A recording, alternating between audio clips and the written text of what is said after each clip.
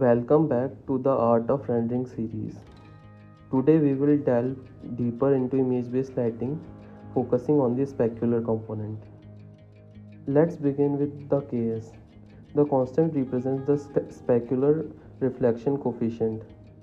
In simple terms, it determines how shiny or mirror-like a surface appears. The closer KS is to 1, the shinier our object becomes. Conversely, as Ks approaches 0, our object tends to have more matte finish. Now let's quickly revisit our BRDF from our last session. Remember, BRDF stands for bidirectional reflectance distribution function. It gives us the ratio of reflected light to the incoming light. And in our case, it's split into three main parts, F, D and G. Starting with F, the Fresnel term. It represents how much light is reflected versus how much penetrates the surface based on the viewing angle. Next, we have D, the normal distribution function. Think of it as describing the distribution of microfacets on the surface. It tells us how many of these tiny facets are aligned with the half vector between the light and the view direction. Lastly, G, the geometry term. This function accounts for self-shadowing effects on a surface. In simpler terms, it looks at how microfacets block or shadow each other. Now, let's delve into how these components come together in our specular reflection equation. As you can see, we are multiplying our BRDF by the incident light and taking into account the angle between the light and the surface normal. Integrating over hemisphere ensures we consider all the possibilities of light direction. And there you have it. By understanding this equation, we can achieve incredible realistic rendering that mimics the complexities of real-world materials. Firstly, let's define our constants. A trio of pi, 2pi and epsilon. Next is sample count and inverse num samples. These determine how many samples we will take for each pixel and its inverse respectively. It is a key to Monte Carlo integration for accurate reflections. We are going to use MIP mapping for that. We define MIP level count to specify the number of MIP levels. Now we bind our environment map and pre-filter environment to slots.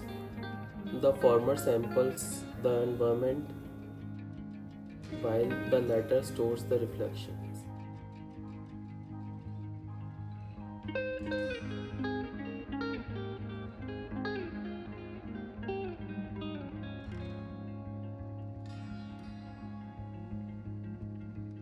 The roughness of our surface will be passed in as roughness value. It influences the spread of reflection. Two handy definitions follow.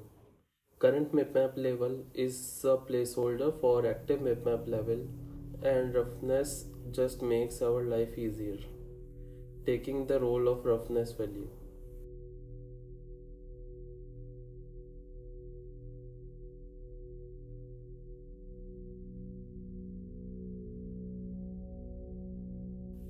At the heart of our shader is the main function.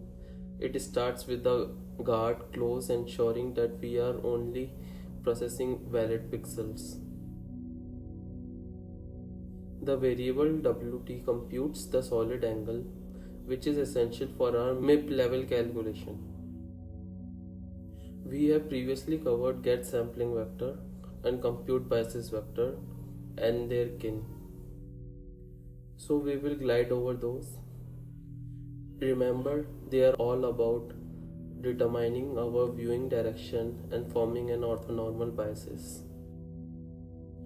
Let's copy other definitions including sample Hammersley and tangent to world from the previous shader.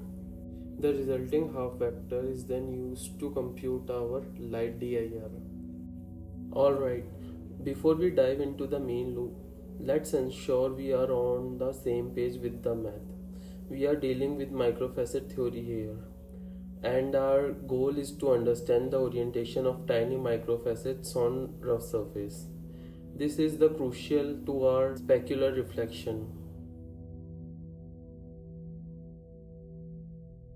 Our sample ggx function takes two random samples and the roughness of our surface. Here, the core idea is to sample the microfacet normals, those tiny surfaces I just mentioned.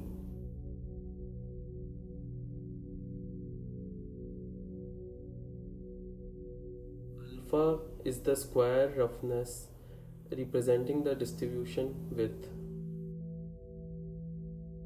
Here, cos theta represents the cosine of angle between the microfacet normal and the geometry normal. Its complement, sin theta, is then computed.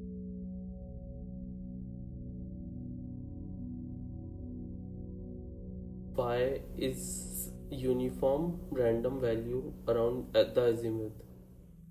It will sweep our samples all around our hemisphere. Finally, using spherical coordinates, we return our sample microfacet normal in Cartesian coordinates.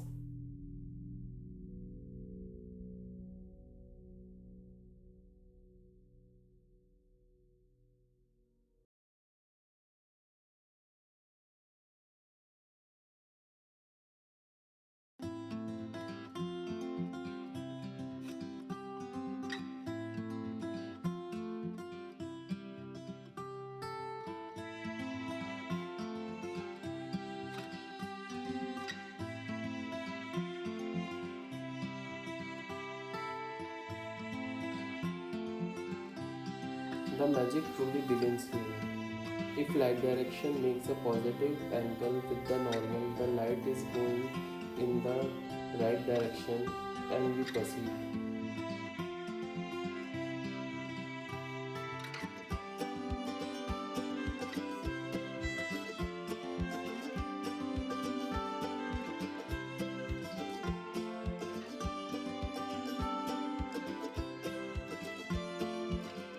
Next up is NDF-GGX, our normal distribution function. This tells us how densely the microfacets are aligned to the normal in any given direction. Once again, alpha represents the width of our distribution. The squaring makes it more perceptually linear. Our return value gives the probability distribution function for the given cos half factor. The sharper the peak of a function, the shinier the surface.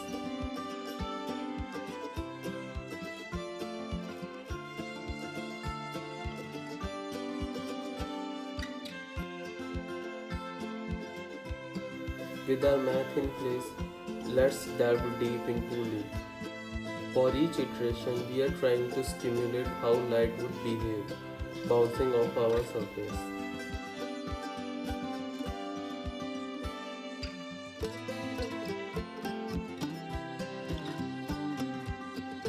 Finally, we compute weight of our sample based on this probability and then add it to our accumulated color.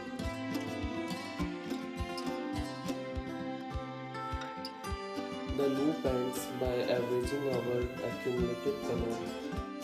Every iteration gets us closer to a realistic reflection.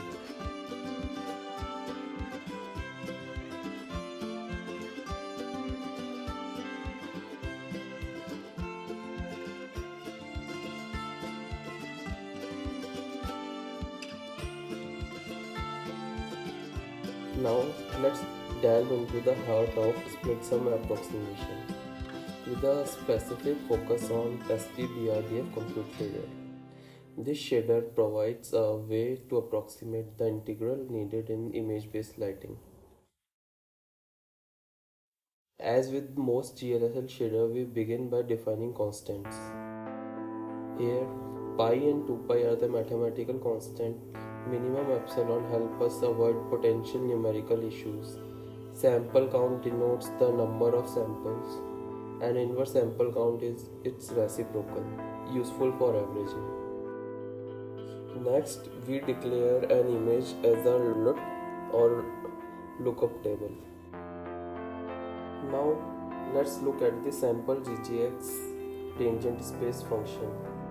It is a key to understanding how sampling is performed in context of GGX distribution in tangent space. Let's break it down. The sample GGX tangent function takes three parameters, rand u1 and rand u2, which are uniform random numbers between 0 and 1, and surface roughness, which represents the roughness of the surface. The roughness value is squared to get the alpha term. This alpha term is crucial for GGX distribution. By squaring the roughness, we are effectively amplifying the influence of roughness on the result. The rougher the surface, the wider the distribution of the micropixels.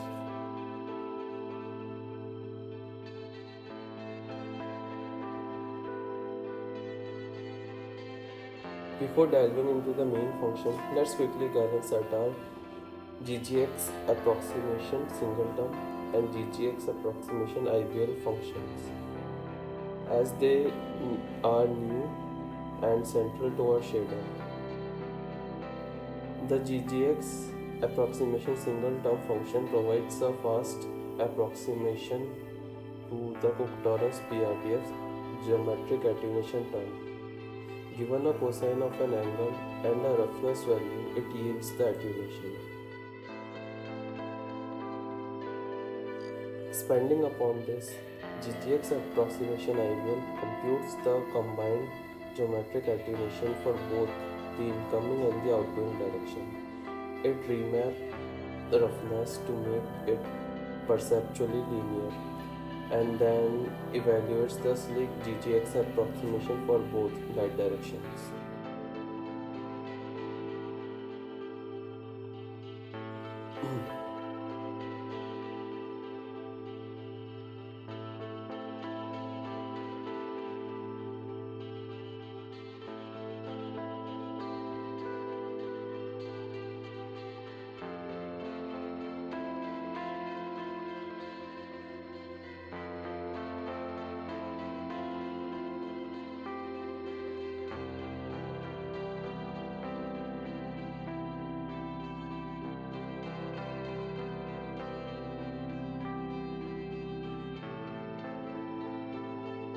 Now the main function. Initially, we derive the angles of outgoing light and surface roughness based on the invocation angle. It's crucial to ensure the outgoing light angle doesn't get too close to 0. Thus, we use minimum epsilon. With this angle, we then compute the direction of the outgoing light. Next, we initialize our pre-integrated BRDF values.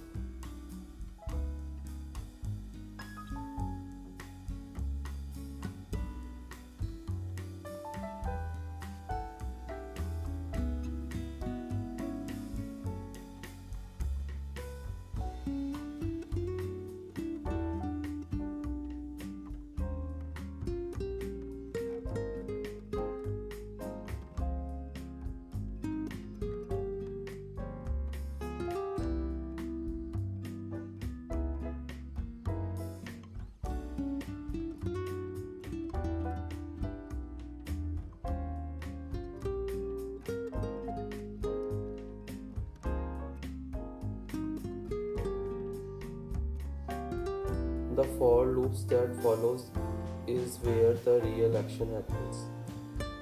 We are sampling the possible light direction and evaluating the combined effects of our BRDF. For each sample, we derive a half vector based on the current, roughness and random values.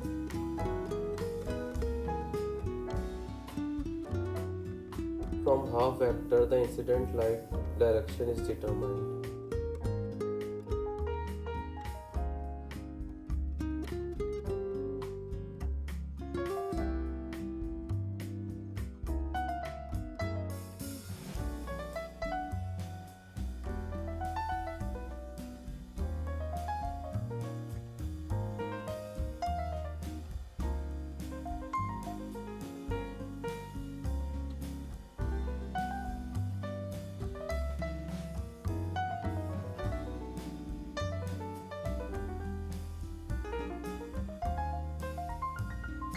If light comes above the surface, we evaluate the contribution of the light direction to our pre-integrated values.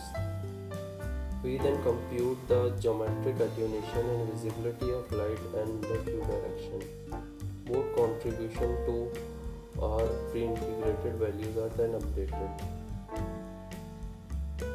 Lastly, these values are stored in our lookup table.